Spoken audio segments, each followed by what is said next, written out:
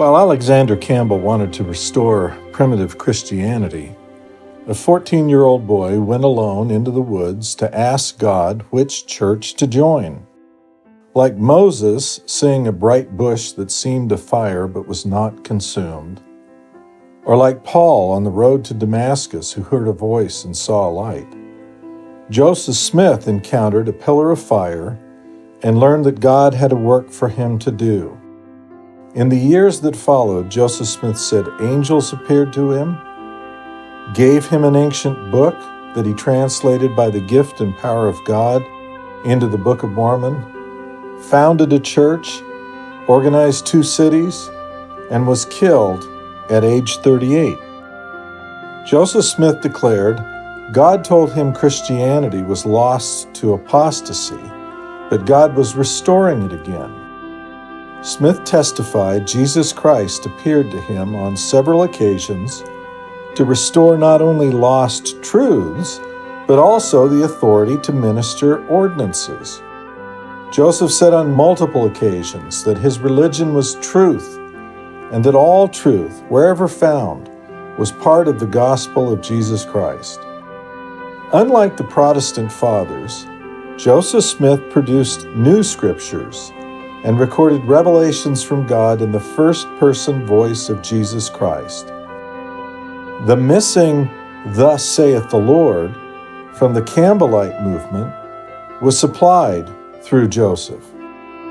Whereas missing parts of original Christianity could not be recovered in either Protestantism or Campbellite restoration, Joseph Smith claimed it was possible to recover everything lost from Christianity through modern revelation. Smith attracted tens of thousands of followers. Those who believed Joseph Smith's claims were nicknamed Mormons. A complete restoration began, but was not finished in Joseph Smith's lifetime. He produced more scripture than any prophet or apostle of the Bible. He provided prophecies about events to happen prior to Christ's return in glory. Many of these prophecies have been fulfilled, and many are yet to be fulfilled. The tens of thousands inspired by his message gathered into a community expecting to establish a last days Zion. However, his followers were often the source of his persecution. His death was the result of a conspiracy of former followers and angry outsiders. His death left the prophesied last day Zion, something another generation would later fulfill. Following the death of Joseph Smith, Mormons splintered into groups claiming that God favored their claims to be the lawful successor possessing the restored gospel. The largest faction followed Brigham Young into the western wilderness to the Salt Lake Valley, where they are headquartered today. There are nearly 100 groups claiming Joseph Smith as their founder. They oppose one another, and most have taken the step of excommunicating all other Mormons.